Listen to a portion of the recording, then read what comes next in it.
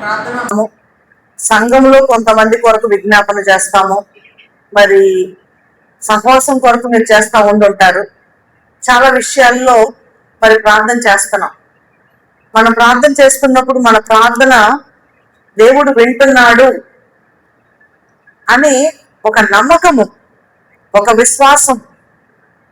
మొన్న మధ్య కూడా నేను జూమ్లో చెప్పాను అన్నామణి గురించి. చిన్న పుస్తకమే అన్నామణి, మీరు చదివి ఉంటారు కొంతమంది. అన్నామణి మరి తనకు చదువు రాలేదు, తను పెద్ద లేని స్థితి. ఇక ఆఖరికి ఒకళ్ళ ఇంట్లో పని మనిషిగా పనిచేస్తా ఉంది. అయితే వాళ్ళు ఏం చేశారంటే, వాళ్ళు ప్రార్థన చేసుకునేవాళ్ళు కాబట్టి వాళ్ళు ఏం చేశారంటే, పలానా రోజున మీటింగ్ జరుగుతుంది, ఒక అయ్యగారు వస్తున్నారు, నువ్వు అక్కడికి వెళ్ళి నువ్వు వాక్యం విను అని చెప్పారు. ఆ వాక్యం విన్నప్పుడు ఆ వాక్యం ఏమేమి చెప్పారు అంటే, ఏం చెప్పారో అంతా ఆమెకి గుర్తులేదు. కానీ ఎందుకంటే ఒకటి వింటాం కూడా మర్చిపోతాం. స్కూల్లో టీచర్లు చదువు చెప్పటం, నీకు చదువు రాదని పంపించేశారు. సండే స్కూల్ టీచర్ పరలోక ప్రార్థన నేర్పిద్దామని ప్రయత్నం చేసి ఆమె వదిలేసి, అట్లా ఎవరి వల్ల ఏమీ కాలేదు. అలాగే ఇంట్లో పని చేసుకుంటూ ఆఖరికి ఇలా ఒక చర్చ్కి వెళ్ళి మరి అక్కడ ప్రార్థన ఆ వాక్యం వింటా ఉంటుంటే ఒక్క వాక్యము ఆమెను పట్టుకుంది.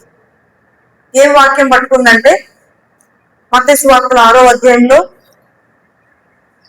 నువ్వు గదిలోనికి వెళ్ళి తలుపు వేసుకొని రహస్యమందున నీ దేవునికి ప్రార్థన చెయ్యి, అప్పుడు రహస్యమందున ఆలకించి నీకు ప్రతిఫలం ఇస్తాడు అని చెప్పి ఆ మాటలు ఆమె మనసులో పడ్డాయి. ఒక రకంగా చెప్పాలంటే మా అమ్మగారు కూడా మత్తయి సువార్త 6వ అధ్యాయాన్ని చదివి మరి ఈ మాట కూడా ఉంది, రహస్యముగా వెళ్ళి తలుపు వేసుకో అన్న మాట కూడా, ఈ మాట కూడా మా అమ్మగారిని పట్టుకుంది. అట్లా వాళ్ళు మరి వాళ్ళ ఎంత విశ్వాసాన్ని వచ్చింది అంటే వాళ్ళకి చెప్పడానికి వీలు లేదు. అంత విశ్వాసముతోటి వాళ్ళు ఉద్యోగాలను వదిలిపెట్టి వాళ్ళు వచ్చిన సందర్భం మనందరికీ తెలుసు. అట్లాగే అన్నామణి కూడా తన హృదయంలో ఆ యొక్క రహస్యముగా వెళ్ళి నువ్వు ప్రార్థన చేసుకున్న మాట పట్టుకుంది. తన ఇంటికి వెళ్ళిపోయింది, రహస్యముగా తలుపు వేసుకుంది, ప్రార్థన చేయడం మొదలుపెట్టింది. ప్రార్థన చేయడం మొదలు పెడితే తను ప్రార్థన చేస్తూ ఉండగా దేవుడు తన హృదయాన్ని తనకు చూపిస్తూ వచ్చాడు, తన పాపాలు తనకు చూపిస్తూ వచ్చాడు. తన హృదయ స్థితి తనకు అర్థమవుతా ఉంది, పశ్చాత్తాపడతా ఉంది.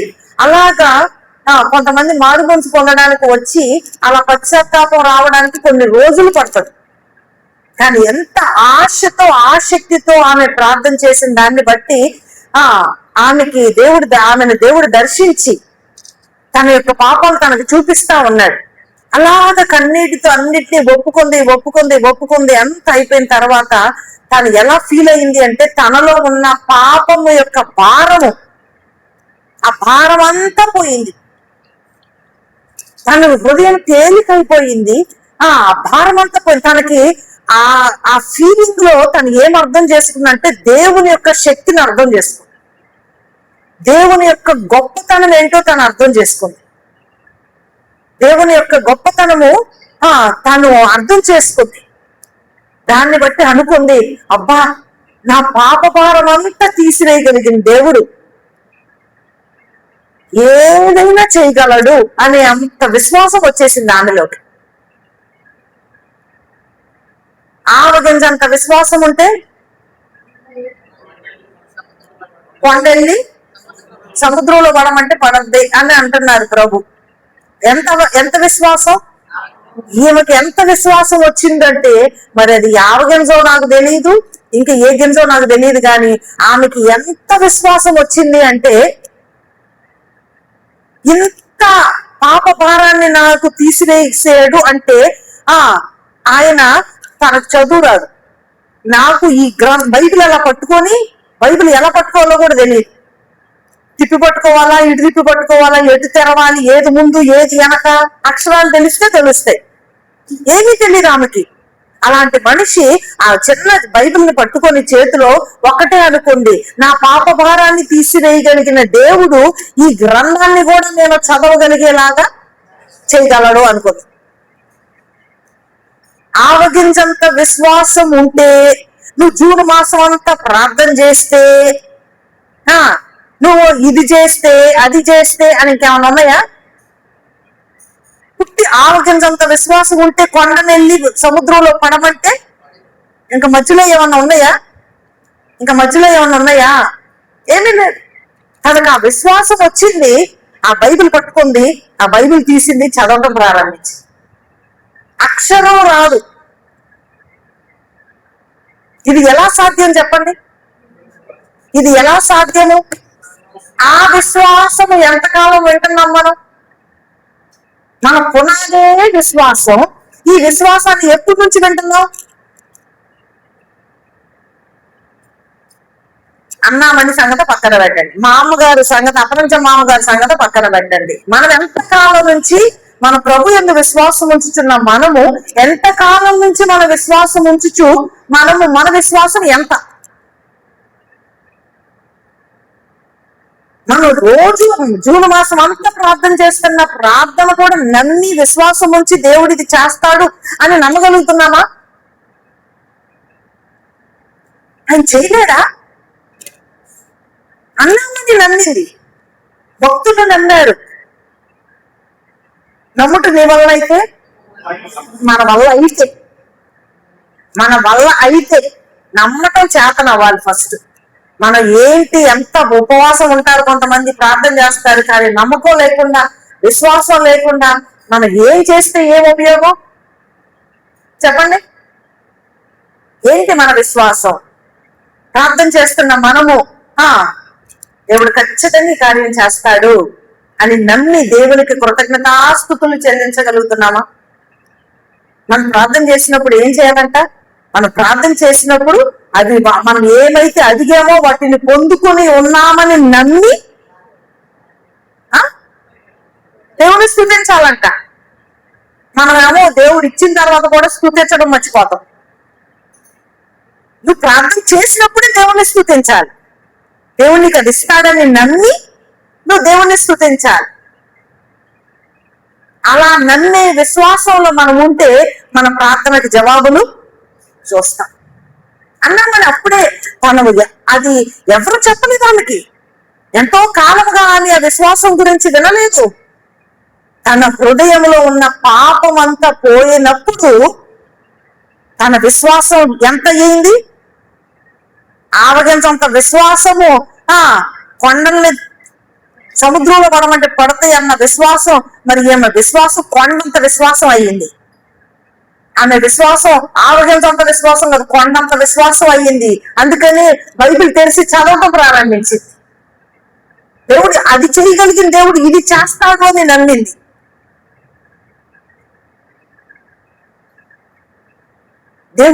దేవుణ్ణి మనం అర్థం చేసుకోవాలి.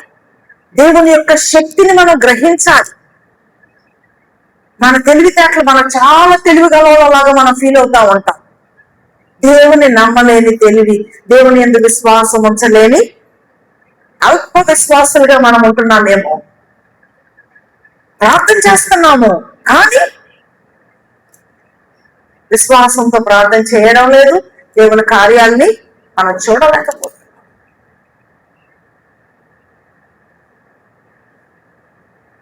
కాబట్టి మరి అన్నామని అలాగా బైబిల్ చదవగలిగింది. ఇంకా అలా ఒకటి కాదు, ఆ చిన్న పుస్తకంలో ఎన్నో అనుభవాలు. చదవండి, మీకు వీలైతే పుస్తకం తెచ్చుకొని చదవండి. ఒకళ్ళిద్దరు తెచ్చుకున్న ఆ పుస్తకం అందరికి ఇవ్వచ్చు. చదవండి, మన విశ్వాసం కూడా బలపడుతుంది. రహస్యముగా వెళ్ళి ప్రార్థన చేసుకోవాలి. ప్రార్థన యొక్క శక్తి ఎలాంటిదో మనం గ్రహించగలుగుతున్నామా? శుద్ధమైన హృదయంతో మనం ప్రార్థన చేయాలి. మన హృదయంలో ఏమో ఉంచుకున్నాం అనుకోండి, కోపము, అసూయ, ద్వేషము, పగ, క్షమించలేని మనస్సు, ఇంకా ఏమేమో స్వభావాలు. కొంతమంది ఇక్కడ మనం చూసే సోమరితనము, లేకపోతే కోపము, వేశ్య, చెడ్డ మనస్సు, ఇలాంటివి అన్నిటితో మన హృదయాన్ని నింపేసుకుంటే దేవుని ఆత్మకు చోటు ఎక్కడ? దేవుని ఆత్మకు చోటు ఎక్కడ?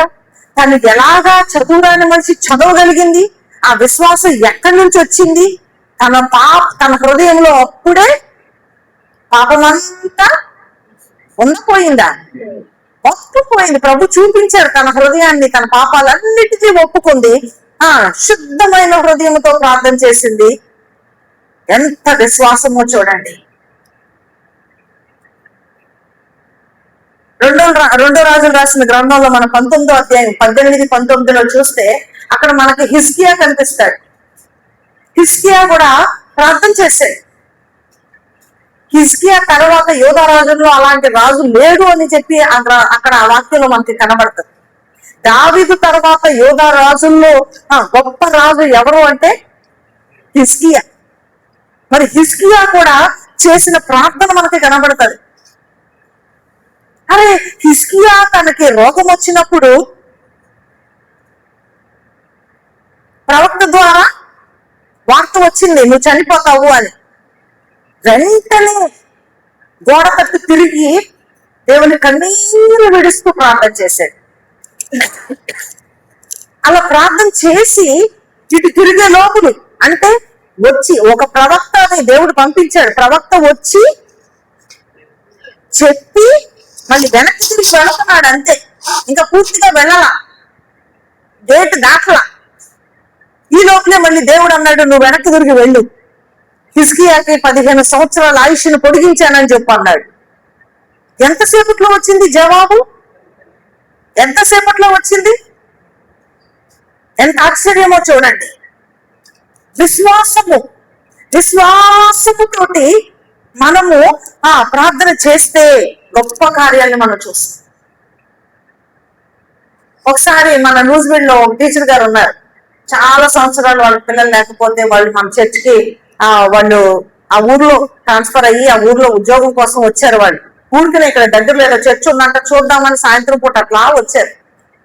వచ్చి అలా చూస్తే అమ్మగారు కూర్చొని ఉన్నారు. అమ్మగారు అయ్యి ఉంటారని వందనాలు చెప్పారు. అమ్మగారు అసలు వేరే మాట మాట్లాడకుండా, అమ్మ చాలా టైం అయ్యింది, చిన్నపిల్లలు ఉండుంటారు, తొందరగా వెళ్ళండి అమ్మ, ఇంటికి వెళ్ళండి అన్నారు. పిల్లల్ని వదిలేసి వచ్చారేమో భార్య భర్తలు ఇద్దరు అనుకుని. కానీ వాళ్ళకి పిల్లలు లేరు. ఎన్ని సంవత్సరాలు, ఎన్నిసార్లు అందుకోవడం పోవడం, ప్రెగ్నెన్సీస్ అలా పోయి చాలా కృంగిన స్థితిలో ఉన్నారు వాళ్ళు. అప్పుడు వాళ్ళు అన్నారు అమ్మగారితో, పిల్లలు ఏడుస్తారేమో, వెళ్ళండి అమ్మ చీకటి పడిపోయింది అంటే, అమ్మ మాకు పిల్లలు లేరు. పెళ్ళి ఎన్ని సంవత్సరాలు అయ్యింది? 12 సంవత్సరాల పైన అయ్యింది. వెంటనే కన్నీటితో, వాళ్ళు ఎవరో తెలియదు, వాళ్ళు ఫస్ట్ టైం వచ్చారు, కన్నీటితో పొట్ట మీద చేసి ప్రార్థన చేశారు. ఆ నెలలోనే MNL తప్పి ఆమెకి దేవుడు చేసిన కార్యాన్ని బట్టి మరి ఆమె తన స్కూల్లో ఇంకొక వాళ్ళకి ఎవరికో టీచర్కి చెప్పి వాళ్ళకి కూడా చాలా కాలం నుంచి పిల్లలే. వాళ్ళు వచ్చారు, విశ్వాసంతో వచ్చారు, వచ్చి ప్రార్థన చేయించుకుంటున్నారు. ప్రార్థన చేయించుకుంటున్నప్పుడు తన మనసులో ఒక తలంపు, రక్తస్రావం కలిగిన స్త్రీ యేసు ప్రభు వస్త్రపు చెందుని ముట్టుకుంది కదా అని చెప్పి ఆ మనసు ఎందుకు వచ్చిందో ఆమెకి విశ్వాసముతో, ఆమె చెంగు పట్టుకుందని మనం కూడా వెళ్ళి విశ్వాసం అనుకుంటా చెంగు పట్టుకుంటే అవ్వదు. ఇలా ఏమైనా చెప్పినప్పుడు ఇది అది అని మనం కూడా అలా చెయ్యాలని అనుకోకూడదు. అసలు అంటే వాళ్ళ మనసులో పుట్టిన విశ్వాసము వెళ్ళి అమ్మగారు అలా ప్రార్థన చేస్తా ఉండగా వాళ్ళ వస్త్రం చెంగు పట్టుకుంది. అలా పట్టుకుంది, అమ్మగారికి కూడా తెలియదు ఈ విషయం. పట్టుకుంది, అయిపోయింది. ఆమె వెంటనే కన్సీవ్ అయ్యింది. ఆమె విశ్వాసాన్ని బట్టి యేసు ప్రభువే అంటున్నాడు, నేను చెప్తే నీకు జరిగింది అంటలా, నీ విశ్వాసమే నిన్ను, ఆ రక్తస్రావం కలిగిన స్త్రీతో ప్రభు అంటున్న మాట, అమ్మా నీ విశ్వాసమే నిన్ను స్వస్థపరిచింది. అలాగా మొన్న మధ్య ఇంకొక ఆమె చెప్తా ఉంది, అలా అబ్బాయి లండన్ వెళ్ళాడు, చాలా నిరుపేద కుటుంబం, చాలా పేద కుటుంబము, వాళ్ళు చాలా కష్టము, కానీ ఎలాగోలా వెళ్ళాడు అక్కడికి. అక్కడ నర్సు ఆ పిల్లోడు, అక్కడ ఉద్యోగం రావాలంటే చాలా కష్టం వాళ్ళకి. ఏదో పనులు చేసుకుంటా ఉన్నాడు, ఏదో పరీక్ష రాయాల, పరీక్ష పాస్ అయితే గాని అక్కడ ఉద్యోగం చేయడానికి అవకాశం ఉండదు. ఆ పరీక్ష ఒకసారి రాసాడు, 2 సార్లు రాసాడు, రాయటానికే చాలా ఖర్చు, పాస్ అవ్వట్లేదు. చాలా మంది అది పాస్ అవ్వరు, చాలా మంది, చాలా కష్టం. అయితే ఈ తల్లి ఏం చేసిందంటే, ఆ పిల్లోడు మరి ఎవరో మా అబ్బాయి అని చెప్తే అయ్యగారికి ఏం గుర్తుంటది అని చెప్పి ఆ పిల్లోడు ఫోటో పట్టుకొచ్చింది. ఫోటో పట్టుకొచ్చి, అయ్యా ఇదిగోండి అయ్యా నా కొడుకు అయ్యా, ఇలా తిప్పలు పడుతున్నాడయ్యా, పరీక్ష రాయాలయ్యా, పాస్ అవ్వాలయ్యా అని చెప్పి చాలా బాధతో ఆ పిల్లోడి ఫోటో తీసుకొని పట్టుకొని, అయ్యా ప్రార్థన చేయండి అయ్యా అని అడిగి, పాపం ఆ విశ్వాసాన్ని బట్టి అయ్యగారు కూడా ఫోటో పట్టుకొని ఆ పిల్లోడి కోసం ప్రార్థన చేసింది. ప్రార్థన చేసిన తర్వాత అయిపోయింది. ఆ తర్వాత పిల్లోడికి మరి ఆమె ఏం చెప్పిందో మనకు తెలియదు, కానీ ఆ పిల్లోడు ఆ పిల్లోడికి కూడా విశ్వాసం వచ్చింది. ఆ పిల్లోడు ఏం చేశాడు, పరీక్షకి ఫీజు కట్టేశాడు ధైర్యంగా. అయ్యగారు నీ కోసం చాలా భారంగా ప్రార్థన చేశారు అని చెప్పగానే ఈ తల్లి ఏం చెప్పిందో, పిల్లోడు పరీక్షకి ఫీజు కట్టాడు. పరీక్ష రాసే రోజు రానే వచ్చింది. పరీక్ష హాల్లోకి వెళ్ళాలి. వెళ్తా ఒకటి పట్టుకొని వెళ్ళాడు, కాగితం పట్టుకొని. ఏమీ పట్టుకెళ్ళకూడదు పరీక్ష రాసేవాళ్ళు, ఏదో పట్టుకొని వెళ్ళాడు. పట్టుకొని వెళ్తే వాళ్ళు చూశారు, ఏంటిది ఇది అన్నారు. అంటే ఫోటో పట్టుకెళ్ళాడు. ఎవరి ఫోటో? అయ్యగారు ఫోటో పట్టుకెళ్ళాడు. అయ్యగారు ఫోటో పట్టుకొని వెళ్ళి పెట్టుకున్నాడు. వాళ్ళందరూ ఫోటో వెనక తిప్పు, ముందుకు తిప్పు, ఏమన్నా కాపీ రాసుకొచ్చాడేమో అది చేసి ఇది చేసి ఆఖరికి అట్లా కుదరదు అన్నారు వాళ్ళు. అయ్యా అని బ్రతులు ఆడుకొని ప్లీజ్ నా విశ్వాసం అండి, ప్లీజ్ అండి అని చెప్పి వాళ్ళకి మా అయ్యగారు అండి అని ఏం చెప్పాడో మొత్తానికి అది సరే పోనీ అనుకొని వదిలేశారు. అది పెట్టుకొని చూసుకుంటూ రాశాడో మరి ఏం చేశాడో, అబ్బాయి విశ్వాసం అబ్బాయికి చక్కగా పరీక్ష పాస్ అయ్యాడు, మంచి ఉద్యోగం రానే వచ్చింది. ఏదో విశ్వాసము మన మనసులో విశ్వాసముతోటి ఒక మనసులో ఆ విశ్వాసం, అయ్యగారు నీ కోసం భారంగా ప్రార్థన చేశారు అని చెప్పినప్పుడు ఆ పిల్లోడికి నీ ఫోటో పట్టుకొని చేశారయ్యా అన్నప్పుడు మరి ఆ పిల్లోడికి మరి అనిపించిందేమో, నీ పిల్లోడు కూడా ఎక్కడో ఉంటే ఫోటో పట్టుకొని ఏం రాయరా అంటే రాదు. అది అలా కాదు, అలా చేయమని కాదు నేను చెప్పేది. అలా విశ్వాసము వాళ్ళ మనసులో వాళ్ళకి పుట్టి అలాగా వాళ్ళు ముందుకి వెళ్ళిన పరిస్థితి. ఆ హిజ్కియా కూడా ఇంకొకసారి అష్షూరీయుల రాజు ఏం చేశాడంటే ఉత్తరాన్ని పంపించాడు. ఇక నీ దేశాన్ని నాశనం చేసేస్తాము, నువ్వు నీ దేవుడిని రక్షిస్తాడు అనుకుంటావేమో, నువ్వు పక్కనేమన్నా వాళ్ళ ఐగుప్తుని ఆశ్రయిస్తావేమో, వాళ్ళ వల్ల నీకు రక్షణ వస్తుందని అనుకుంటున్నావేమో, నువ్వు మాత్రం ఈసారి అయిపోతావు అని చెప్పి లెటర్ రాశాడు. ఆ లెటర్ ఈ చేతిలోకి వచ్చింది. ఏం చేయాలని తెలియలేదు, బట్టలు చింపుకున్నాడు.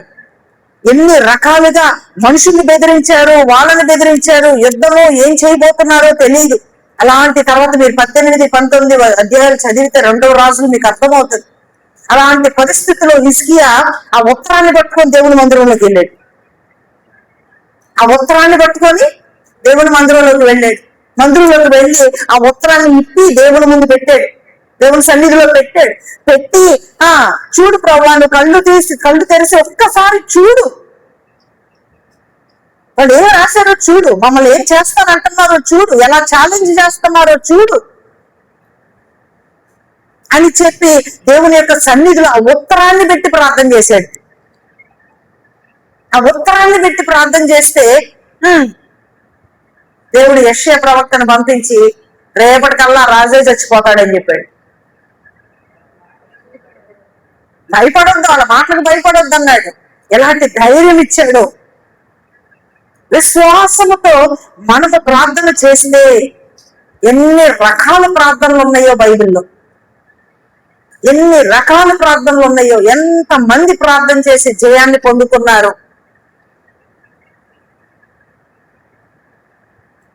కాబట్టి అలాగా హిజ్కియా ప్రార్థన చేసినప్పుడు గొప్ప జయము. 185,000 మంది చనిపోయారు. అక్కడ ఎవరి నిమిత్తమంట? నా సేవకుడైన దావీదు నిమిత్తం అన్న మాట కనపడుతుంది అక్కడ. మీకు ఆ స్టోరీ అంతా నేను చెప్పట్లేదు. అక్కడ నా సేవకుడైన దావీదు నిమిత్తము అంటాడు దేవుడు. నా నిమిత్తమును, నా సేవకుడైన దావీదు నిమిత్తమును నేను ఈ పట్టణమును కాపాడి రక్షిస్తాను. కొన్నిసార్లు నా నిమిత్తము అంటే దేవుడి నిమిత్తము నా సేవకుడైనా ఆ యోధా ప్రజలు కదా, మరి దావీదు ఏలైన ప్రజలు వాళ్ళు. నా సేవకుడైన దావీదు నిమిత్తము నేను చేస్తాను అంటున్నాడు దేవుడు. మన యొక్క విశ్వాసము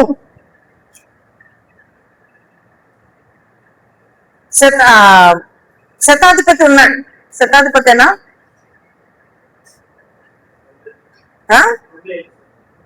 కొన్నేళ్ళ గురించి కాదు.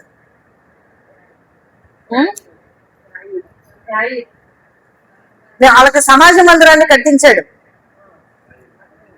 తన సేవకుడు చచ్చిపోయే పరిస్థితిలో ఉన్నాడు.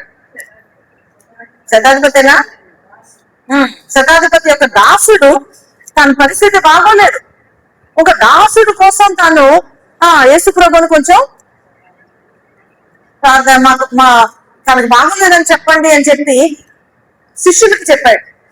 శిష్యులేమో యేసుప్రభు అన్నారు. యేసుప్రభుతో చెప్పారు, అయ్యా ఈ శతాధిపతి మామూలోడు కాదు, మనకు సమాజ మందిరం కట్టించాడయ్యా. ఈ సమాజ మందిరం మేము ఎప్పుడు రోజు ప్రార్థన చేసుకునే ఈ మందిరాన్ని కట్టించింది ఆయన.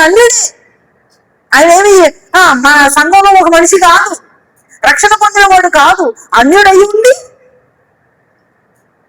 యూతుడికి సమాజ మందిరం కట్టించి పెట్టాడు. అసలు ఎంత మంచోడో చూడండి. సమాజ మందిరం కట్టించి పెట్టాడు. అప్పుడు శిష్యులు అంటున్నారు, అయ్యా ఆయన మాకు సమాజ మందిరం కట్టించాడు, ఆయన పనోడికి బాగోలేదంట, ఆయన దాసుడికి బాగోలేదంట, మనం వెళ్దామయ్యా. రికమెండేషన్. ఇప్పుడు యేసుప్రభు కాదు అని అనగలరా? ఒక హేతువుని చూపించడానికి ఏ హేతు ఉంది? అతడు మన జనులను ప్రేమించి సమాజ మందిరం తానే కట్టించాడని చెప్పి మిక్కిలి బ్రతిమాలి రమ్మంటున్నాడు. శిష్యులు రమ్మంటున్నారు, అయ్యా వెళ్ళి ఆయన దాసుల్ని స్వస్థపరచయ్యా నువ్వు అని చెప్పి బ్రతులు ఆడుతున్నారు. ఈ లోపులు చెప్పారు యేసుప్రభు వస్తా. సరే యేసుప్రభు అంగీకరించాడు, యేసుప్రభు వస్తున్నాడు అని చెప్పి ఆయనకు వార్త వెళ్ళిపోయింది. ఆయన గబగబా బయటకు వచ్చి ఆయన రావద్దని చెప్పండి, ఆగండి అంటున్నాడు. మీరు ఆయన ఎద్దకు వెళ్ళి ప్రభా శ్రమ కూర్చుకోవద్దు, నువ్వు నా ఇంట్లోకి రావడానికి నేను పాత్రుడను కాదు, నువ్వు రావద్దు, నువ్వు ఎక్కడో అక్కడే ఉండయ్యా, నువ్వు ఒక్క మాట చెప్తే, అసలు ఒక్క మాట మాత్రం సెలవిస్తే చాలు అంటున్నాడు. ఎంత విశ్వాసమో చూడండి. నా ఒక్క మాట మాత్రం సెలవిస్తే నా దాసుడు స్వస్థపరచబడతాడు. ఎంత విశ్వాసమో చూడండి. మన సహవాసంలో కూడా కొంతమందికి ఆ విశ్వాసం కనబడుతుంది. అయ్యా మీరు రాక్కర్లేదు, చిన్న ప్రార్థన చేయించాలయ్యా అంటారు. కొంతమంది ఏమో మీరు రావాలయ్యా, మీరు రావాలి, మీరు అడుగు పెట్టాలి, చెయ్యి కడగాలి, అప్పుడే వస్తుంది దీవెన. మాట మాత్రం సెలవిస్తే చాలు, నువ్వు నా ఇంటికి రావటానికి నేను పాత్రుడని కాదు అన్నాడు. ఎంత విశ్వాసమో చూడండి. యేసుప్రభు ఆశ్చర్యపడ్డాడు. ఇలాంటి విశ్వాసం ఇశ్రాయేలు ప్రజల్లో కూడా నేను చూడలేదన్నంత అలాంటి విశ్వాసము.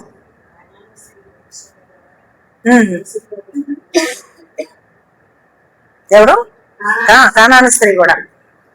కాబట్టి ఒక హేతువు ఇక్కడ నేను చెప్పడానికి ఆశపడింది ఏంటంటే, శిష్యుడు ఒక హేతువు చూపించారు. మన కోసం సమాజ మందిరం కట్టించాడయ్యా, మనం వెళ్దామయ్యా, బ్రతులు ఆడుతున్నారు, స్వస్థపరచడానికి వెళ్దామయ్యా. ఒక హేతువు. మొన్న ఒక ఆమె ఫోన్ చేసింది నాకు, చేసి మా తమ్ముడికి బాగోలేదమ్మా, ఆపరేషన్ చేస్తున్నారు, ఎక్కడికి ఆయుష్ని తీసుకెళ్లారంట, గుండె ఆపరేషన్ చేయాలి, ఆయుష్కి తీసుకెళ్తే మేము చెయ్యము అన్నారంట. అసలు చేయటానికే పనికిరాడు, గుండె అంతా పాడైపోయింది, అసలు చేయటం అనవసరం, చెయ్యం అన్నారు.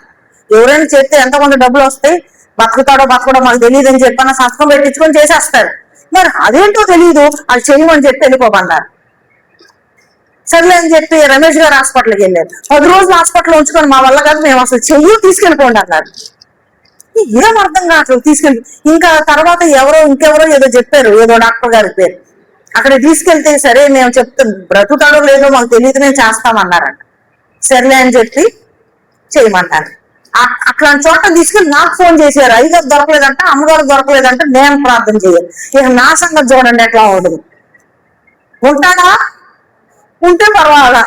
అమ్మ పెదబుజ్జక్క ప్రార్థన చేశారు, అప్పటికమ్మ ప్రార్థన చేసింది, బతికాడు అంటారు. పొరపాటు పోయాడు అనుకో, ఏం చేయాలి నేను?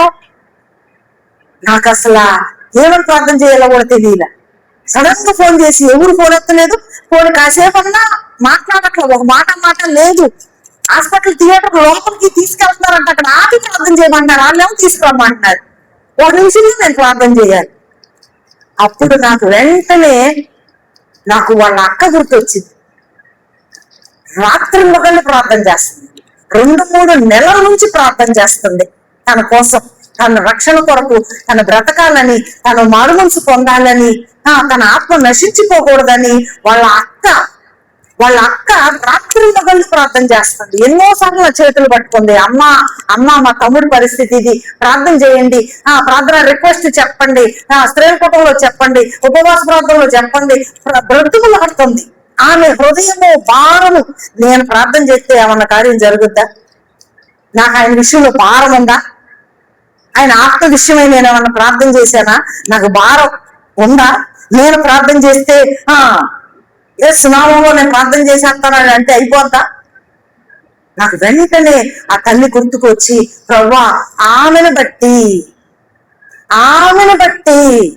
ఆయన బ్రతికి బయటకు వచ్చేలాగా చేయి ప్రవ్వా అని ప్రార్థన చేసి, ఒక హేతు ఏంటిది, ఒక హేతు చూపించగలిగే నేను. నాకు అసలు ప్రార్థన చేస్తా ఉండగానే నాకు ధైర్యం వచ్చేసింది. నాకు ప్రార్థన చేస్తా ఉండగానే ఖచ్చితంగా దేవుడు బ్రతికి బయటకు వస్తాడని నేను నమ్మా. చక్కగా వచ్చాడు, ఇప్పుడు ఇంటి దగ్గర ఉన్నాడు, డిశ్చార్జ్ అయ్యి ఇంటికి వెళ్ళాడు. డాక్టర్లు ఆశ్చర్యపోతున్నారు, బ్రతుకుతాడు అనుకుని చేయలేదండి, చచ్చిపోతాడనే చేశారు, కానీ ఆయన బ్రతికాడు. ఎలా బ్రతుకుతాడని అనుకుంటేనో ఏదో కనీసం కొంచెం హోపున్నా డాక్టర్లు చేసేవాళ్ళు ఆయుష్యాలు కానీ లేకపోతే రమేష్ గారు హాస్పిటల్లో కానీ చేయకుండా ఉంటారా? వీళ్ళన్నీ సంతకాలు పెట్టించుకొని చేసేసారు, కానీ బ్రతికాడు, శుభ్రంగా ఉన్నాడు, ఇప్పుడు ఇంటికి వెళ్ళాడు హాస్పిటల్ నుంచి డిశ్చార్జ్ అయ్యి. హేతు మనల్ని మనం ఏదైనా ఒక హేతు చూపించి ప్రభుని అడగటానికి ఏం చూపించగలం? ఎవరు త్యాగాన్ని చూపించగలం? ఈ మధ్య 1-2 సార్లు నాకు మరి జ్ఞానోదయం అయిందో ఏమో, నేను మామగారిని చూపించుకుంటున్నా. అవసరమైనప్పుడు మా నాయనమ్మ చేసిన త్యాగాన్ని గుర్తు చేసుకొని కనికరించి ప్రభా కనికరించేసేది. నా స్వార్థం కోసం నేను అడగలేదు, సంఘంలో కొంతమంది కోసం ప్రార్థన చేస్తున్నప్పుడు నేను అడిగాను. ఇప్పుడు మనము ఏ హేతువును చూపించగలం చెప్పండి? ఏ హేతువు లేకుండా, దేవుని కొరకు మనం ఏమి ప్రయాసపడకుండా, మనం ఏ హేతువు చూపించడానికి లేకుండా ఏమని ప్రార్థన చేస్తాం? మనకు ఎలా జయం వస్తుంది? మనలో ఉన్న త్యాగం, మనలో ఉన్న తగ్గింపు, మనకు జయం కావాలి. ఎవరో ప్రార్థన చేసేస్తే మనకు జయం వస్తుంది అని అనుకుంటే కూడా అది పొరపాటే. కాబట్టి హిజ్కియా ఏం చేశాడు? ఆ కాగితాన్ని తీసుకొని వెళ్ళి దేవుని మందిరంలో పెట్టి ప్రార్థన చేశాడు. తను తగ్గించుకున్నాడు. ఎలాగా భక్తులైన వాళ్ళు ఎలాంటి జయాన్ని పొందుకున్నారో మనం చూస్తా ఉన్నాం. మనం కూడా ఈ ప్రార్థనా మాసము మన హృదయాన్ని పరిశీలన చేసుకుంటూ, మన హృదయాన్ని కడుక్కుంటూ, దేవుని యొక్క దృష్టిలో నిర్దోషముగా మనము అయినప్పుడు మన విశ్వాసం ఎంత పెరుగుద్దంటే మనం చెప్పటానికి వీల్లేదు. మన అపనమ్మకము దేని వల్లంటే మనలో ఉన్న బలహీనమైన మనసును బట్టే మనము అపనమ్మకము, అవిశ్వాసము మనలో ఉన్న పాపాన్ని బట్టి, మనలో ఉన్న ఇంకా క్షమించలేని మనసుని బట్టి, మనలో ఉన్న కోపాన్ని బట్టి. పెద్ద పెద్ద పాపాలు అక్కర్లా, చిన్న చిన్నవి చాలు దేవుని కార్యాలు మనం చూడకుండా ఉండడానికి. చిన్న చిన్నవి కాదు, చిన్న చిన్నవి అని అనుకుంటున్నా పెద్ద పెద్దవి అయ్యి. కోపం అనేది ఎంత భయంకరమైందో చూడండి. బుద్ధిహీనుల యొక్క హృదయంలో అది సుఖ నివాసం, అంతరంద్రములలో సుఖ నివాసం చేస్తుందంట కోపం. కోపంగా ఉన్న వాళ్ళతో సహవాసమే చేయొద్దు అంటున్నాడు ఇక్కడ 22వ అధ్యాయంలో. వాళ్ళతో కనీసం పరిచయం కూడా కలిగి ఉండద్దు. పరిచయం అంటే పరిచయం లేకుండా హలో అంటామా, హాయ్ అంటామా, అమ్మ బాగున్నావా అని అంటామా? కొంతమందితో మనం ఎక్కువ మాట్లాడడం, ఊరికినే చూసినప్పుడు నవ్వుతాం. ఏంటంటే మనకేముంది వాళ్ళతో పరిచయము ఉంది, వాళ్ళు ఎవరో తెలియదు అన్నట్టు కాదు, పరిచయం ఉంది కాబట్టి. అలాంటి పరిచయం పెట్టుకున్నా చాలంట, ఎక్కడో చోట మనల్ని ఇరికిచ్చేస్తారంట కోపం గల వాళ్ళు. ఎక్కడో చోట మనల్ని ఇరికిచ్చేస్తారు. ఏదో ఒక చోట మన పేరు చెప్పి మనల్ని ఇరికిచ్చేస్తారు. అంత పరిచయం కూడా కలిగి ఉండద్దు అంటున్నాడు. పరిచయం కలిగి ఉంటే ఏమవుద్దంట, నువ్వు వారి మార్గమును అనుసరించి నీ ప్రాణములకు ఉరి తెచ్చుకుంటుందేమో. వాళ్ళు నడిచిన దారిలో నడిచినా నీకు ఎటు పోయి ఎటు తిరిగి వస్తుందో నీ మీద ఊరు వస్తుంది. అంత పరిచయం కూడా ఉండద్దు. ఇంకో చోట కలిసి భోజనం చేయొద్దు. కాబట్టి కొన్ని కొన్ని స్వభావాలు మనం అనుకుంటాం, కానీ మన హృదయంలో ఆ స్వభావం ఉంది అంటే ఇక మనకి మేలు జరగదు. దేవుని ఆత్మే మనలో ఉండదు. పరిశుద్ధ ఆత్మ ఎక్కడ ఉంటది? పరిశుద్ధమైన చోటే ఉంటది. కానీ మన హృదయంలో పరిశుద్ధత లేకుండా పరిశుద్ధాత్మకు చోటు ఉంటుందా? ఉండదు. అందుకని కోపము అనేది దేవుని నీతిని నెరవేర్చద. నరుని కోపము దేవుని నీతిని నెరవేర్చదు. కాబట్టి కోపము ఏదో చిన్న చిన్న విషయాలే అని అనుకుంటాము, వాటిని మనం చూసి చూడనట్లు ఉంటాం. కానీ వాటి వలన మనం దేవునికి దూరం అయిపోతాం, వాటి వలన విశ్వాసంలో జారిపోతాం, వాటి వలన బలహీనమైన మనసులో ఉంటాము, వాటి వలన అనేకమైన కార్యాలు చూడలేకపోతాం. కాబట్టి మనకు మంచి అవకాశము జూన్ మాసము, ప్రార్థనా మాసము, చక్కగా ప్రార్థన చేసుకోవడానికి. అలాగే దేవుని యొక్క చిత్తము, దేవుని చిత్తములో మనం ఉండాలా, మన ఇష్టంలో మనం ఉండాలా? యేసు ప్రభు అంటున్నాడు, నా అంతటా నేనేమి. ఎవరు మాట ఇది? మనమే మాటలంటే మన మీ ఆయన మాట అంటే మీరేమంటారు? చేతగానోడు అంటారు. అంటారా అనరా? నేనేం చేయలేనమ్మా అంటే ఏం చేయలేడు మరి ఎందుకు అంటారా అనరా? అంటారు. కానీ ప్రభు అన్నాడు, నా అంతటా నేనేమి చేయలేను, నా ఇష్టాన్ని నెరవేర్చుకోవడానికి నేను ఈ లోకానికి రాలేదు, నా తండ్రి చిత్తాన్ని నెరవేర్చడానికి నేను ఈ లోకానికి వచ్చాను. అంటే యేసు ప్రభు ఈ లోకానికి వచ్చాడు. ఆయనకంటూ ఆయన ఇష్టం ఏమి లేదు. మనలో మన ఇష్టం ఎంత ఉంటుంది చెప్పండి? అంతా మన ఇష్టమే. నేను పెత్తనం, ఎవరు పెత్తనం? ఇంట్లో ఎవరు పెత్తనం? ఇంటి కోడలు వచ్చినా కోడలకు పెత్తనం, ఇది అత్త పెత్తనమే సాగాలి. ఇంకా భర్త, నేను నా మాటే సాగాల, ఆయన్ని కూడా తల వంచి మెడ ఉంచి నా పెత్తనమే సాగాలంటారు ఆడవాళ్ళు. ఈ పెత్తనం మన పెత్తనం, నా పెత్తనం అనుకుంటా మన ఇష్టాల్ని చేసుకుంటా ఎన్ని ఘోరాలు జరిగిపోతున్నాయో, మన ఇష్టాన్ని చేసుకుంటా వెళ్తుంటే ఎన్ని ఘోరాలు జరుగుతున్నాయో, ఎన్ని నష్టాలు జరుగుతున్నాయో, ఎంత దేవునికి వ్యతిరేకంగా అడుగులు ముందుకు వేస్తున్నాం అనే విషయం మనం గమనించట్లేదు. నేను చెప్పినట్టు వినాలి. కానీ యేసు ప్రభు నా మాట లేదు. ఆయన మాట్లాడే మాటలు, ఈ మాటలు నా మాటలు కాదు, అవి నా తండ్రి నా నోట పెట్టిన మాటలు కాబట్టి నా తీర్పు సరైనది అంటున్నాడు ఆయన. నేను మాట్లాడే మాట కూడా కరెక్ట్, అది నేను తీర్చే తీర్పు అది న్యాయమైంది. ఎందుకంటే నా మాట కాదు ఇది, నా ఆలోచన కాదు ఇది, నా తండ్రి అది కాబట్టి అది న్యాయమే అని చెప్తున్నాడు. భర్త కూడా అలా అంటే ఎంత బాగుంటుంది. అమ్మా ఇది నా మాట కాదు, ప్రభు మాట అమ్మా, నువ్వు మాట విను అంటే ఎంత బాగుంటది. భార్య కాదంటదా, నా మాట వినకపోతే పంపించేస్తాను పుట్టింటికి అంటే నువ్వు పంపించేది అది వాళ్ళు రివర్స్ అవుతారు. మన అనే పెత్తనము, మన చిత్తము, మన ఇది మనం చూపిస్తే రివర్స్ అవుతుంది. కానీ ప్రభువును మనం ముందు పెట్టుకుంటే అసలు గోలే ఉండదు, అసలు గోలే ఉండదు.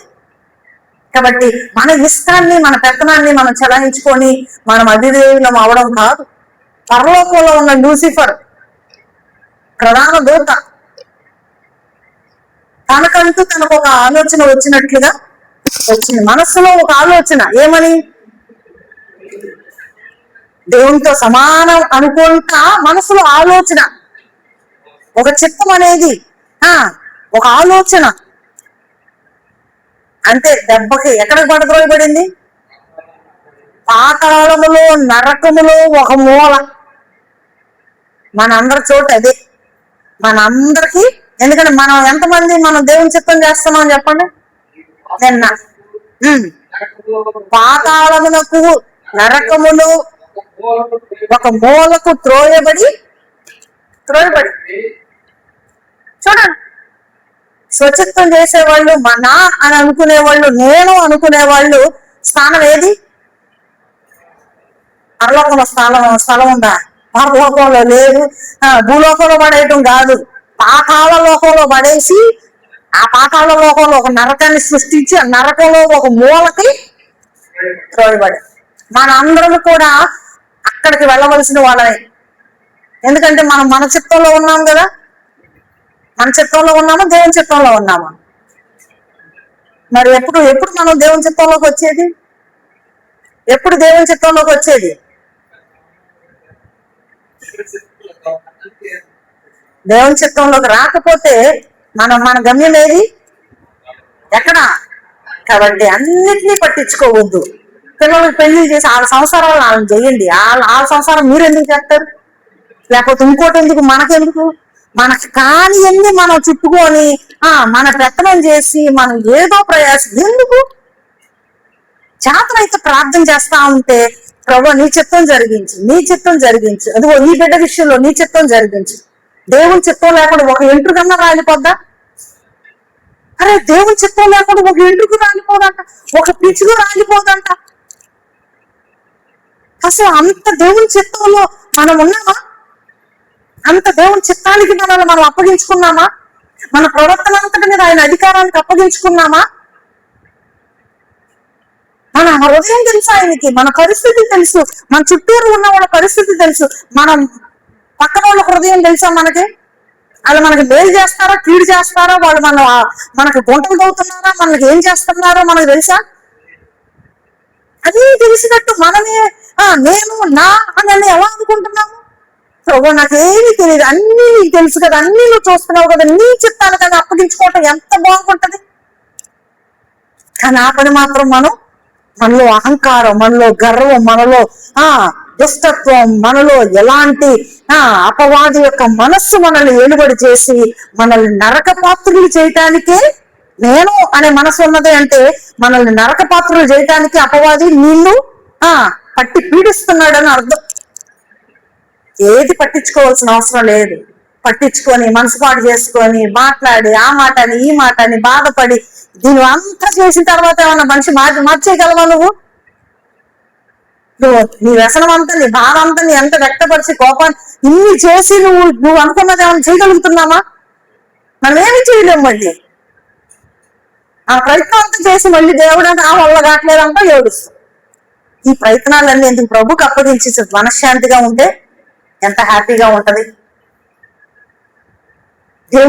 దేవుని చిత్తం చేసే వాళ్ళకే ఏమని ఉంటుంది? 1 యోహాను 2వ అధ్యాయంలో నా చిత్తమును జరిగించేవాడే నిరంతరము, దేవుని చిత్తం జరిగించేవాడిని దేవుని దగ్గర నిరంతరం జీవించేది. మన ఇష్టం మనం చేసుకునే వాళ్ళకి అక్కడ చోటు ఉందా?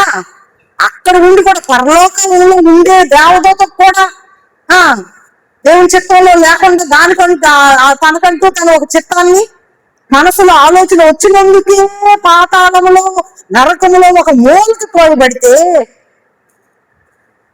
మన పరిస్థితి ఏంటి అంట. నేను ఇంకా ఎంతకాలం మన ఇష్టం, ఎంతకాలం నేను నా మాట. ఇప్పటికైనా మనము దేవుని యొక్క వాక్యాన్ని అర్థం చేసుకొని నరక పాత్రులము కావద్దు. ఇప్పటి వరకు పెత్తనం చెలాయించారేమో, ఇప్పటి వరకు మనము నేను అని అనుకున్నామేమో. ఈ క్షణములో దేవునికి అప్పగించుకొని ఇక నేను ఎన్నడూ నా అనేది వద్దు ప్రభువా, నా ఆలోచన వద్దు, నా చిత్తం వద్దు, నా సలహా వద్దు, నా మాట వద్దు, ఇవన్నీ కట్టి ప్రక్కన పెడుతున్నాను. నాకు నరకంలో, పాతాళంలో, నరకంలో మూల నాకు ఆ చోటు వద్దు ప్రభువా. నాకు ఎక్కడ కావాలి? నాకు నీ దగ్గర కావాలి. కాబట్టి నేను ఇప్పుడు నిర్ణయం చేసుకుంటున్నాను, నా చిత్తం అనేది నాకు వద్దు ప్రభువా, నేను అనే స్వభావం నాకు వద్దు, నీ చిత్తానికి నన్ను పరిపూర్ణంగా నేను అప్పగించుకుంటాను అని అంటే ప్రభు కృప చూపిస్తాడా? కృప చూపించడు. ఎంతసేపట్లో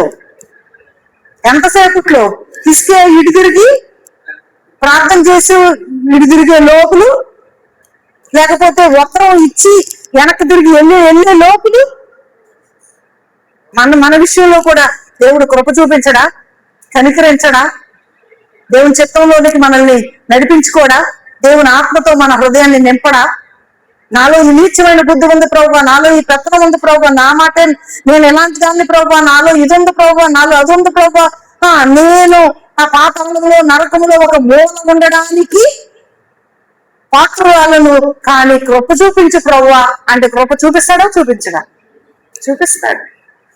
మనం అలా తగ్గించుకొని మన స్థితిని మనం గ్రహించుకొని పశ్చాత్తాపడితే దేవుని కృపని, పాపమును దాచిపెట్టువాడు, అతిక్రమము దాచిపెట్టువాడు, దాన్ని ఒప్పుకొని విడిచిపెట్టువాడు.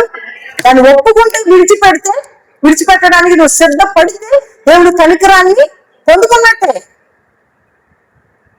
ఇక మనకి ఎలాంటి విశ్వాసం వస్తుందంటే, ఇప్పుడు దాకా బలహీనమైన విశ్వాసంతో ఉన్నాం మనము. అన్నామనికి ఎలాంటి విశ్వాసం వచ్చిందో అలాంటి విశ్వాసం ఒక్కసారి మనల్ని ఎవరైనా తిడితే బీపీ రైజ్ అయినట్టు మన విశ్వాసం ఏమైపోద్ది? దెబ్బకి రైజ్ అయిపోతుంది. చక్కగా మనం అనేకమైన విషయాల్లో జయాన్ని పొందుకోగలుగుతాం, ధైర్యంగా దేవుని స్తుతించగలుగుతాం, ధైర్యంగా దేవుని కొరకు బ్రతకగలుగుతాం, అనేకులకి దేవుని యొక్క గొప్పతనాన్ని చెప్పగలుగుతాం. అన్నామని అన్న ఆమె అతి సామాన్యమైన వ్యక్తి. ఆమె పేరు ఎలా మారిపోయిందో తెలుసా? పుట్టి అన్నామని కాదు ఆమె పేరు, పరిశుద్ధ అన్నామని. పేరుకి పరిశుద్ధత యాడ్ చేసేసారు. ఆమెనంతా ముట్టి అన్నామని అంటలా, పరిశుద్ధ అలా మారిపోయింది ఆమె. ఎంతమందికి దేవుని సువార్తను ప్రకటించిందో. ఏదో ఇంగ్లాండ్ దేశంలో మారుమూల పల్లెటూరులో కూడా ఒక మూల ఉన్న మనిషి ప్రపంచంలోనే ఎన్నో శతాబ్దాలుగా, ఎన్నో దశాబ్దాలుగా అన్నట్టు ఎంతో కాలంగా 1803 సంవత్సరంలోనే ఎప్పుడు పుట్టిందామె. అప్పుడు మనిషి 100 సంవత్సరాలు కాదు 200 సంవత్సరాలు దాటిపోయినా సరే ఇంకా ఆమె గురించి ఎంత అద్భుతముగా అనేకులు చదువుకుంటున్నారు. కాబట్టి అలాంటి విశ్వాసము అలాగా మనల్ని పరిశుద్ధపరచడా దేవుడు? అలాగా మన యొక్క విశ్వాసాన్ని పెంచడా? అలాగా మనల్ని అనేకులకి సాక్షిగా దేవుడు నిలబెట్టుకోడా? మనలో పాపము, మనలో దేవునికి అయిష్టమైన దానిని మన హృదయంలో నుంచి తీసివేస్తే, మన పరిశుద్ధపరచబడితే, పరిశుద్ధాత్మ మనలోకి వస్తే ఎలాంటి గొప్ప విశ్వాసం వస్తుందో మనకి మనం గ్రహించుకొని దేవుని వైపు చూస్తే గొప్ప కార్యాలు. మనం అడిగింది ప్రభు కాదు అని అనలేడు. శతాధిపతి విషయం శిష్యులు అడిగితే కాదు అన్నాడా? కాబట్టి మన యొక్క విశ్వాసం కూడా బలపరచబడవలసి ఉంది. ఈ జూన్ మాస ప్రార్థనలు పుట్టిగా ఉరికినే చేయడం కాదు. ఆ ప్రార్థనకు జవాబులు మనం పొందుకోవాలి. ఎలాగైనా సరే ఎలా పొందుకోగలము? ఎలాగ మన ప్రార్థనకి జవాబు వస్తుంది? ఎలాగ అప్పటికప్పుడు విశ్వాసంతో బైబిల్ తీసి చదవగలిగిందాన్ని. అలాంటి విశ్వాసము మనం అనేకమైన విషయాల్లో మనకి కావాలి. ఎంతమందికి కావాలి అలాంటి విశ్వాసం? ఎంతమందికి ఎన్ని విషయాలు ఉన్నాయి? చిన్న ప్రార్థన చేసుకుందాం, ప్రభు వైపు చూద్దాం. ప్రభువా, నాకు కూడా విశ్వాసం కావాలి. అలాంటి విశ్వాసంతో నేను ప్రార్థన చేయాలి. ఎన్నో విషయాలు, నా భర్తను మార్చుకోవాలి, నా పిల్లల్ని మార్చుకోవాలి, నా పరిస్థితిని మార్చుకోవాలి, నా ఆ యొక్క పరలోక రాజ్యానికి వారి ఆత్మలు చేర్చబడాలి ప్రభువా. నరకములో ఒక మూల, పాతాళంలో నరకములో ఒక మూలకి నా బిడ్డలు వెళ్ళిపోకూడదయ్యా, నేను వెళ్ళిపోకూడదయ్యా. నా అవిశ్వాసాన్ని బట్టి నేను అలా అయిపోకూడదు ప్రభువా. నన్ను ఒక్కసారి దర్శించండి అయ్యా. ఒక హేతు చూపించడానికి నాలో త్యాగం లేదు ప్రభా, నేనేమి చేయలేదు ప్రభా. బలహీనమైన విశ్వాసంతో నేనున్నానయ్యా. నోరు విప్పి ప్రార్థన చేద్దాం. మన యొక్క పరిస్థితిని ఎవరో వింటారని అనుకోవద్దు. విశ్వాసంతో ప్రార్థన చేయి, తగ్గించుకో. నేను పెత్తనం చేస్తున్నాను ప్రభా, నువ్వు పెత్తనం చేస్తున్నట్లయితే నేను పెత్తనం చేస్తున్నానయ్యా. నా మాట నగ్గాలన్న మనసు నాలో ఉంది ప్రభా, నేను అనే మనసు నాలో ఉంది ప్రభా. అరే యేసు ప్రభుకే అలాంటి మనసు లేదంట, ఆయనకి లేని మనసు మనకెందుకు? ప్రభు చిత్తానికి అప్పగించుకుందామా? ఒక చిన్న నిర్ణయం తీసుకుందామా? ఈ సంవత్సరం 2026 సంవత్సరం జూన్ మాస ప్రార్థనలో నువ్వు తీసుకునే ఒక నిర్ణయము నీ విశ్వాసాన్ని పెంచబోతుంది, నీ స్థితిగతులను మార్చబోతుంది అని నువ్వు నమ్మగలిగినట్లయితే బలమైన ఒక నిర్ణయాన్ని నువ్వు తీసుకో. ఈ రోజున ఒక చిన్న నిబంధనను నువ్వు దేవుని సన్నిధిలో చేసుకో. దేవుని కృపను పొందుకోవడానికి నిన్ను నువ్వు తగ్గించుకో. గర్విష్ఠుని ప్రభా, అహంకారంతో ఉన్నానయ్యా, ఎవరిని లెక్క చేయని పరిస్థితిలో ఉన్నాను ప్రభా. నేను అనే స్వభావం నాలో ఏలుబడి చేస్తూ ఉంది ప్రభా. నాలో ఏ మంచి లేదు ప్రభా. బలహీనమైన విశ్వాసంలో నేను ఉన్నానయ్యా. ప్రార్థన చేస్తున్నాను కానీ జవాబు పొందుకోలేని పరిస్థితిలో ఉన్నాను ప్రభా. ఇదిగో నా హృదయంలో ఈ కోపం ఉందయ్యా. ఈ కోపాన్ని బట్టి అయ్యా నీకు దూరం అయిపోయాను ప్రభా. ఈ బలహీనమైన మనస్సును బట్టి, నీ బలహీనతను నిన్ను తగ్గించుకోవడం ఒక్కసారి ప్రభు సన్నిధిలో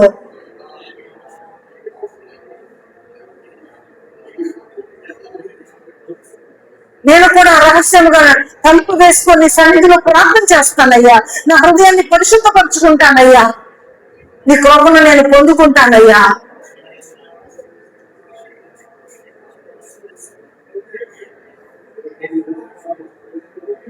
ప్రార్థన చేద్దామా? మౌనంగా ఉండే సమయం కాదు ఇది. ప్రార్థన చేద్దాము. ప్రభువుకు మనల్ని మనం అప్పగించుకుందాము. కన్నీటితో ప్రభు పాదాలు తడుపుదామా?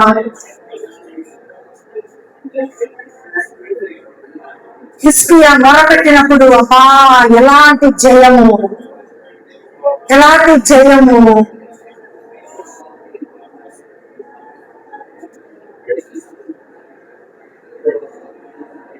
ఈ చూడు మాసంలో నాకు జవాబు కావాలి ప్రభా.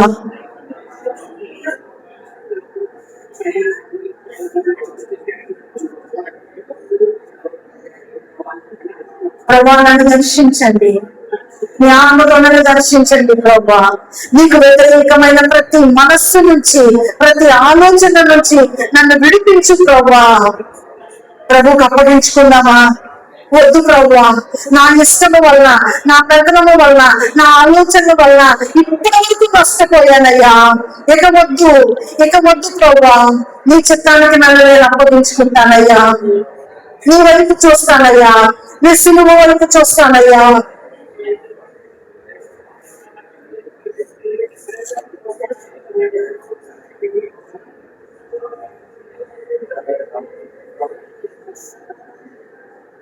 తీసుకుని ఆ ఉత్తరాన్ని పట్టుకొని వెళ్ళి దేవుని సన్నిధిలో పెట్టి ఒక్కసారి చూడమంటున్నాడు.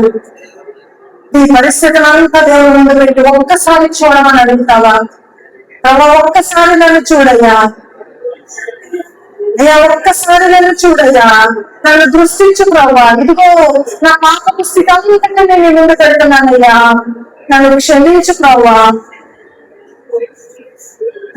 నువ్వు విడుదల పొందబోయినట్లయితే ఆ పాపాన్ని నేను నోటితో ఒప్పుకుంటాను. నాకు ఈ బలహీనమైన మనస్సు నుంచి నాకు విడుదల కావాలి అని నేను నోటి విప్పి అడుగుతూ గొప్ప సహాయం చేస్తాడు.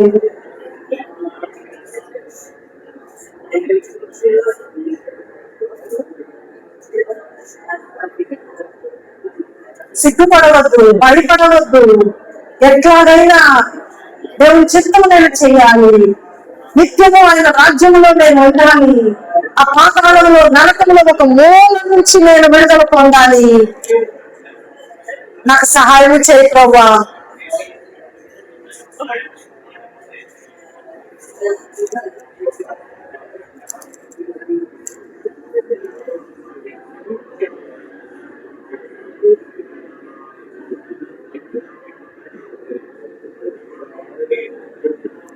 నీ ఆత్మను పోగొట్టుకున్నానయ్యా, నీ ఆత్మను పోగొట్టుకున్నానయ్యా. విశ్వాసంలో బలహీనమైపోయాను ప్రభువా.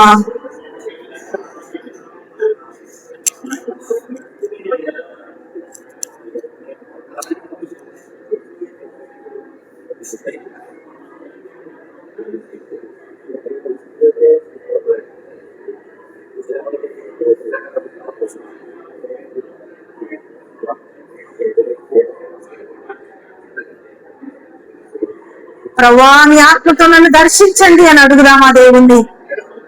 నీ ఆత్మతో నన్ను తాకండి ప్రభువా. నీ చర్యకు నన్ను అప్పగించుకుంటున్నానయ్యా.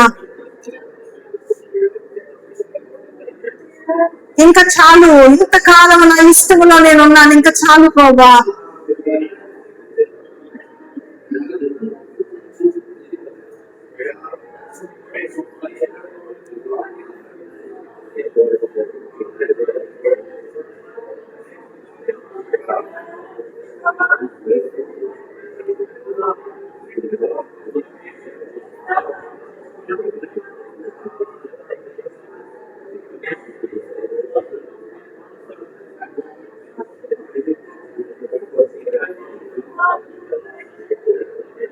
మన బలహీనతను మన నోటితో ఒప్పుకుంటాము. ఏ పరిస్థితిలో అపవాది నిన్ను బంధించాడో, ప్రభా ఈ పరిస్థితిలో నేను బంధించబడి ఉన్నానయ్యా, నాకు విడుదల కావాలి, నాకు నీ సహాయం కావాలి ప్రభా. అప్పుడే నువ్వు దేవుని కార్యాన్ని చూడగలవు. అప్పుడే మన ప్రార్థన ప్రభుకు అంగీకారంగా ఉంటుంది.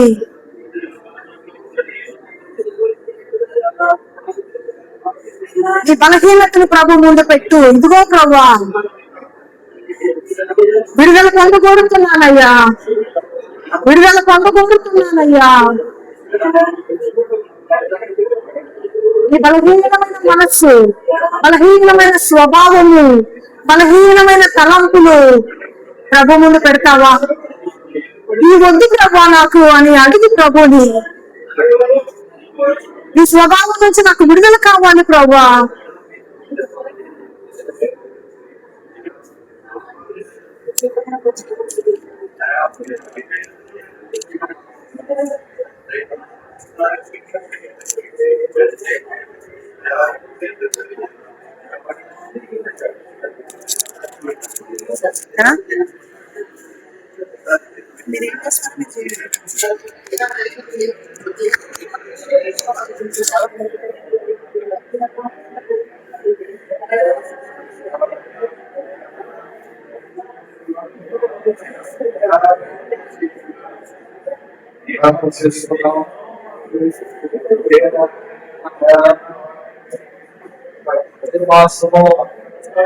దేవుని సన్నిధికి వస్తున్నాం, శ్వాస జీవితాన్ని శ్వాసాన్ని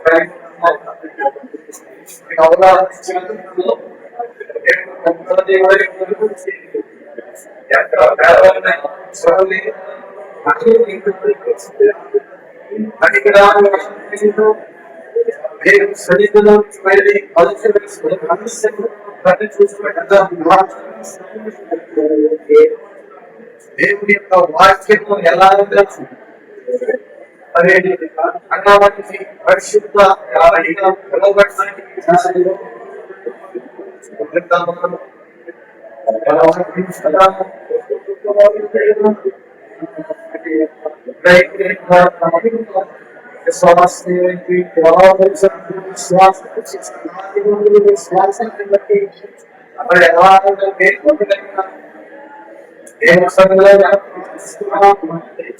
విడుదల పథకానికి జరిగినదే నేను ఆయన స్వభావం మీరు ముప్పై మాట్లాడుతున్నాను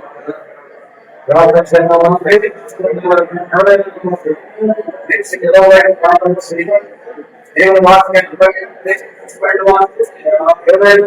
లేచి నిలబడి ప్రార్థన చేయండి ప్రార్థన చేయడానికి అవకాశం ప్రార్థన చేద్దాం ప్రార్థన ప్రవర్తన పంపించి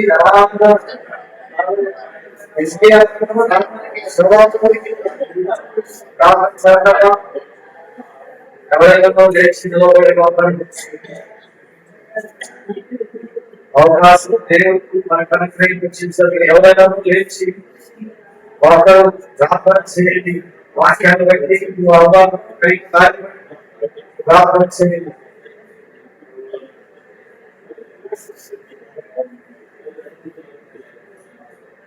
ఎవరైనా మాకు వచ్చిన ప్రార్థన చేయండి.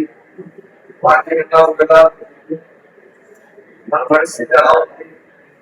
దేవుని సన్నిధిలో ప్రార్థన చేయగలిగినట్లయితే గొప్ప చేయగలం.